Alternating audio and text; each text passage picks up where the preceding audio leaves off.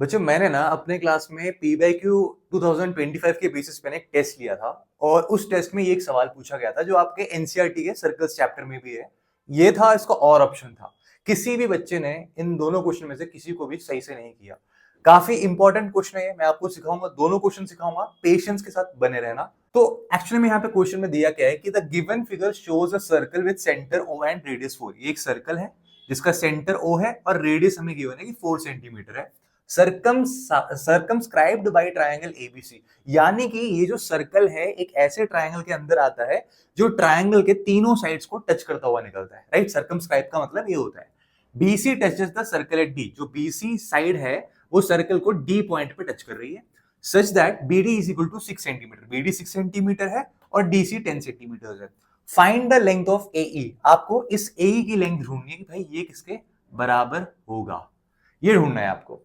तो यहां पे बच्चों क्या करेंगे, आपको पता होगा अगर एक सर्कल है और एक एक्सटर्नल पॉइंट से मैं सर्कल पे टेंजेंट बनाता हूं, यहां पे भी और यहां पे भी, तो आपको पता होगा, आपने एक प्रॉपर्टी पढ़ी होगी कि एक एक्सटर्नल पॉइंट से सर्कल पे खींचे हुए दो टेंजेंट की लेंथ बराबर होती है, ये और ये सेम होगा। तो मैं बोल सकता हूं कि बी भी टेंजेंट की तरह एक्ट कर रहा है। अगर बी टेंजेंट की तरह एक्ट कर रहा है तो बी से एफ की तरफ खींचा हुआ लाइन, बी से डी की तरफ खींचा हुआ लाइन दोनों बराबर है। तो मैं बोल सकता हूं कि बी एफ और बी डी दोनों बराबर होंगे। बी डी 6 है तो बी एफ भी कितना हो जाएगा, 6 हो जाएगा, 6 हो जाएगा। और सेम प्रॉपर्टी यूज करके मैं सी पॉइंट की तरफ देखूंगा तो सी से जो यहां पे जा रहा है तो वो टैंजेंट है ना, the circle is touching the line only at one point. So C से जो डी की तरफ लाइन जा रहा है वो 10 सेंटीमीटर है, तो सी से ई की तरफ भी 10 सेंटीमीटर ही होगा। यही सेम प्रॉपर्टी लगा के एक्सटर्नल पॉइंट से खींची हुई दो टैंजेंट्स की लेंथ बराबर होती है सर्कल पे। राइट, अब सेम लॉजिक लगाना ए पे भी। तो यहां पे मैं लिख दूंगा पहले कि डी सी बराबर सीई बराबर 10 सेंटीमीटर। राइट, यूनिट भी लिखना मत भूलना बिल्कुल। और यहां पे देखो ए पे भी हम सेम प्रॉपर्टी लगाएंगे, तो ए से एफ पे खींचा हुआ लाइन, ए से ई पे खींचा हुआ लाइन सेम होगा। तो लेट से कि ए से ई पे खींचा हुआ लाइन एक्स है, तो ए से एफ पे भी खींचा हुआ लाइन एक्स होगा। इतना तो सब कर लेते, सारे बच्चों ने किया होता। इसके बाद क्या करें, इसके बाद ही तो पूरा मसला चालू होता है। सॉल्व कैसे करेंगे इस क्वेश्चन को, तो इस क्वेश्चन को सॉल्व करने का एक ही तरीका है और वो ये तरीका है कि आपको क्या करना है, सबसे पहले यहां पे इस पूरे ट्रायंगल का एरिया निकालना है यूजिंग हीरोन्स फॉर्मूला। अच्छा सर, हीरोन्स फॉर्मूला कुछ सुना सुना लग रहा है, क्लास 9th में पढ़ा था। बिल्कुल, हीरोन्स फॉर्मूला क्या कहता है कि अगर आपको एरिया ऑफ ट्रायंगल निकालना है, एरिया ऑफ ट्रायंगल निकालना है, एरिया ऑफ ट्रायंगल निकालते हैं हम under root of S into S minus A into S minus B into S minus C. Sir ये एस क्या है, S is actually semi perimeter, यानी कि इस पूरे ट्रायंगल का पेरीमीटर निकाल के उसको आधा कर देना ही सेमी पेरीमीटर होता है। तो S is equal to, basically इस क्वेश्चन में एस क्या होगा, तो आप बोलोगे सर अगर मैं देखूं तो यहाँ पे ये 6 प्लस एक्स हो गया, ये वाला साइड 10 प्लस एक्स हो गया और नीचे वाला साइड 6 प्लस 10 16 हो गया। तो इस पूरे पेरीमीटर का आधा करते हो तो नाम में है सेमी पेरीमीटर। तो अब बच्चों देखो 10 16 26 26 और 6 32, 32 प्लस एक्स 2x अपॉन में 2। मैं कर सकता हूं, मैं इस 2 से इसको भी काट सकता हूं, इस 2 से इसको भी काट सकता हूं, 2 कॉमन निकाल लो ऊपर से, तो ये हो जाएगा 16 प्लस एक्स। तो मेरा सेमी पेरीमीटर आ गया 16 प्लस एक्स। अब मुझे क्या करना है, इस एरिया ऑफ ट्रायंगल में इसको डालूंगा मैं, आपको एक्स के टर्म्स में कुछ ना कुछ एरिया मिलेगा। उसके बाद क्या करेंगे सर, एक्स के टर्म्स में मिलेगा, एक्स की वैल्यू तो नहीं मिलेगी ना, हमें तो क्वेश्चन में एक्स की वैल्यू निकालनी है। एक्स की वैल्यू निकालने के लिए आपको क्या करना पड़ेगा, आपको सेपरेट सेपरेट इन तीनों ट्रायंगल, देखो यहाँ पे 3 ट्रायंगल है। ट्रायंगल नंबर 1 देखना, A O B, triangle A O B. दूसरा triangle triangle B O C. तीसरा ट्रायंगल ट्रायंगल कौन सा था, ए ओ ई, चलो sorry A O C, triangle A O C, triangle A O C. तीनों triangle, ये वाला एक ट्रायंगल, ये वाला दूसरा, ये वाला तीसरा। इन तीनों ट्रायंगल्स का सेपरेटली एरिया निकाल के जोड़ोगे तो ट्रायंगल तो सेम ही है, चाहे ऐसे करो चाहे ऐसे करो, एरिया तो सेम ही आएगा। तो मैं दोनों के एरिया को इक्वेट करके वहां से एक्स की वैल्यू निकालूंगा। थोड़ा लंबा क्वेश्चन है, अगर ये आ गया, बहुत इंपॉर्टेंट क्वेश्चन, अगर ये आ गया बहुत बच्चे फंसेंगे, यहीं पे डिफरेंस क्रिएट होगा। ये पता है क्वेश्चन कितने मार्क का आया था, 5 मार्क का आया था। अगर मान लो आपने क्वेश्चन स्किप कर दिया है, गलत हो गया, तो 5 मार्क गए, 80 में से आपके 75। और ऑब्वियस ही बात है, कुछ ना कुछ सिली मिस्टेक्स अगर आपके हो जाते हैं तो आपका सीधा 75 से 70, तो आप बहुत दूर हो जाओगे टॉपर बनने के लिस्ट से। तो आप देखो यहाँ पे, ध्यान सुनो बच्चों, पहले हम ये निकालेंगे एट ए टाइम, एक चीज को सॉल्व करना, ध्यान देना एट ए टाइम। तो यहाँ पे आप बोलोगे सर एस के जगह पे हम क्या रखेंगे, एस के जगह पे हम रखेंगे ये, सेमी पेरीमीटर की वैल्यू जो हमने निकाली है। अब मुझे क्या करना है, इसमें से एक साइड को माइनस करना है। एक साइड हमें पता है कि 6 प्लस एक्स है। अगर मैं 16 प्लस एक्स में से क्या माइनस करता हूं, मैं माइनस करता हूं 6 प्लस एक्स, तो आप बोलोगे सर ये हो जाएगा 16 plus x minus 6 minus x. X से एक्स कटा, 16 माइनस 6 कितना होता है 10, तो ये आ गया मेरे पास 10। ठीक है, ये तो हमने कर लिया। अब बारी है इसकी सेकेंड साइड, इसको मान लेते हैं सेकेंड साइड। तो 16 प्लस एक्स में से अब मैं क्या माइनस करने वाला हूं, एक्स प्लस 10 माइनस करने वाला हूं, एक्स प्लस 10। तो जैसे मैं ब्रैकेट खोलूंगा, x माइनस 10, ये दोनों x कट जाएंगे, 16 माइनस 10 6 के बराबर आ जाएगा। तो आप बोलोगे सर ये हो गया 6 के बराबर। अब थर्ड साइड है ये वाला जिसकी लेंथ है 16। तो अगर मैं 16 प्लस एक्स में से 16 माइनस करूंगा तो मेरे पास क्या बचेगा, सिर्फ x बचेगा। तो यहां मैं लिख दूंगा x। तो ये मेरे पास आ गया area in terms of x। और मुझे इस x की ही वैल्यू निकालनी है जो कि यहां से नहीं निकल पाएगी। तो आपको अब इस पे जाना पड़ेगा, इसको यहीं पे रोक के आपको यहां जाना पड़ेगा। तो इसको समझने के लिए ना, जैसे मैंने बोला कि यहाँ पे हर एक ट्रायंगल का एरिया मुझे निकालना है, तो इस तीनों का एरिया निकालने सबसे पहले एक ट्रायंगल लेते हैं, उसको समझते हैं। तो आप बोलोगे सर उससे पहले समझना कि एक सर्कल से एक टैंजेंट जा रहा है और ये मेरा है सेंटर ऑफ द सर्कल। अगर मैं सेंटर ऑफ द सर्कल से टैंजेंट पे एक लाइन खींचता हूं ना, तो वो परपेंडिकुलर होता है। क्या होता है वो, परपेंडिकुलर होता है।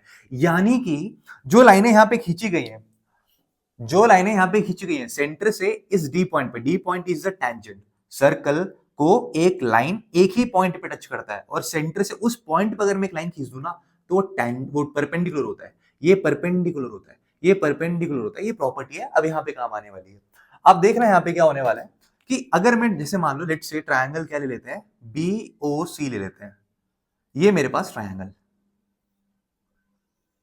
ये मेरे पास ट्रायंगल BOC, ये मेरे पास B, ये रहा मेरे पास O और ये रहा मेरे पास C। यहां से मैंने एक परपेंडिकुलर ड्रॉ करा हुआ है 4।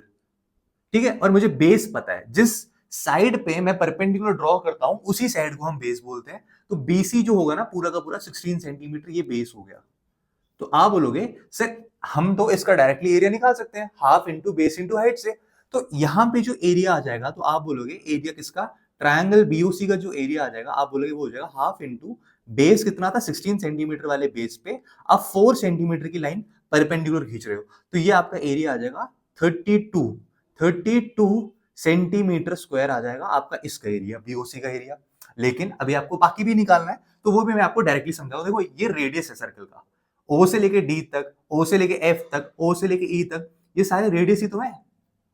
सेंटर से सर्कल के सर्कमफ्रेंस पे खींची हुई हर एक लाइन रेडियस होती है।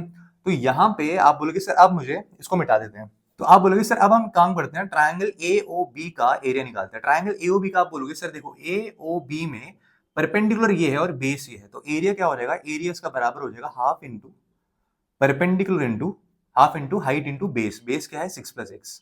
ठीक है, और इसकी बात करते हैं, AOC की बात करते हैं। तो ट्रायंगल AOC में आप बोलोगे सर एरिया ऑफ ट्रायंगल हो जाएगा half into 4 into x plus 10, x plus 10, right. तो इसे सॉल्व करोगे तो ये आ जाएगा 2 इंटू एक्स प्लस 6। इसे सॉल्व करोगे तो ये आ जाएगा 2 इंटू एक्स प्लस 10। अब आपके पास इस पूरे ट्रायंगल का एरिया मिल जाएगा अगर आपने इन तीनों छोटे छोटे ट्रायंगल को जोड़ दिया। तो एरिया ऑफ होल ट्रायंगल क्या होगा, तो यहां पे आ जाओ बच्चों, एरिया ऑफ होल ट्रायंगल बराबर हो जाएगा 32 plus 2x plus 6 plus 2 into x plus 10। तो यहां मैं लिखूंगा 32 प्लस 2 को जब मैं मल्टीप्लाई करूंगा ब्रैकेट में तो ये जगह 2x प्लस 12, और यहां पे जब मैं इस 2 को मल्टीप्लाई कर दूंगा 2x प्लस 20, 2x प्लस 20। तो यहाँ पे ये 32 प्लस 12 इज 44 एंड 44 प्लस 20 64। तो ये आ जाएगा 64 plus 2x plus 2x 4x।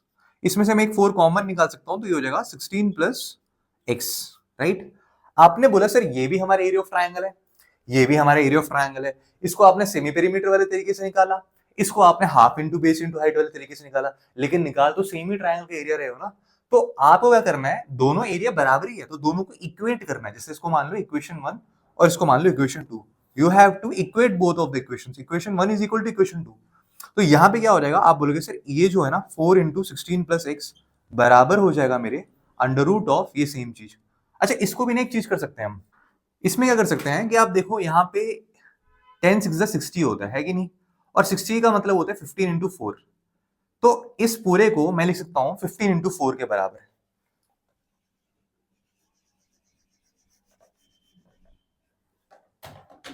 तो 60 को मैं लिख सकता हूं 60, देखो 60 को ही मैंने बदल के 15 इंटू 4 लिख दिया।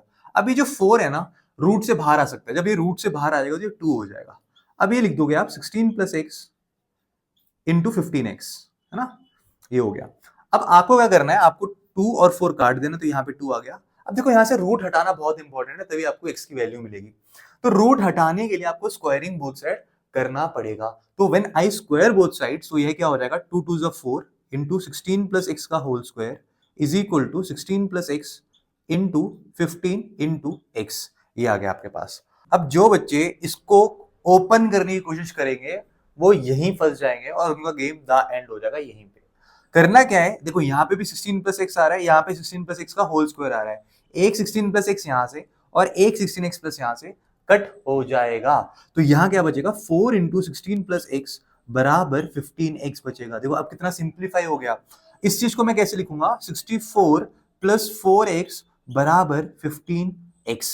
अब आपको क्या करना है कि ये जो 4x यहाँ पे लिखा हुआ है ना LHS में, इसको RHS में ले जाओ। तो ये हो जाएगा 64 बराबर 15x minus 4x, 15 minus 4 is 11, तो 11x हो जाएगा। तो यहाँ पे आ जाओ बच्चों मेरे, तो 64 इज इक्वल टू 11x है, यानी कि x is equal to 64 by 11 centimetres. ये आपका फाइनल आंसर है। हमसे x निकालने को पूछा था, a क्या है, a हमने निकाल दिया 64 बाई 11। जो भी बच्चे अब तक बने रहे ना, सैल्यूट है भाई आप सबको, आपका पेपर बहुत अच्छा जाएगा, क्योंकि ऐसे क्वेश्चंस आ गए ना तो ये वही कर पाएगा जिसके अंदर पेशेंस है, इसने बहुत मेहनत कर रखी है। तो बच्चों अगर आप चाहते हो कि मैं इसका और क्वेश्चन भी कराऊं, तो बच्चों कमेंट सेक्शन में लिख के बताना मुझे, सर वो क्वेश्चन बताना जो आपके किसी भी बच्चे से नहीं हो पाया था, हम भी ट्राई करके देखेंगे। तो बच्चों अगर आपको मेरा कंटेंट अच्छा लगा, आप चाहते हो कि मैं और भी ऐसे पीवाईक्यू क्वेश्चंस लेके आऊं हर चैप्टर्स के, तो यार लाइक शेयर और सब्सक्राइब करना मत भूलना। मिलता हूं आपसे नेक्स्ट क्लास में, आपका वेट करूंगा कमेंट का। तब तक के लिए बाय बाय, टेक केयर।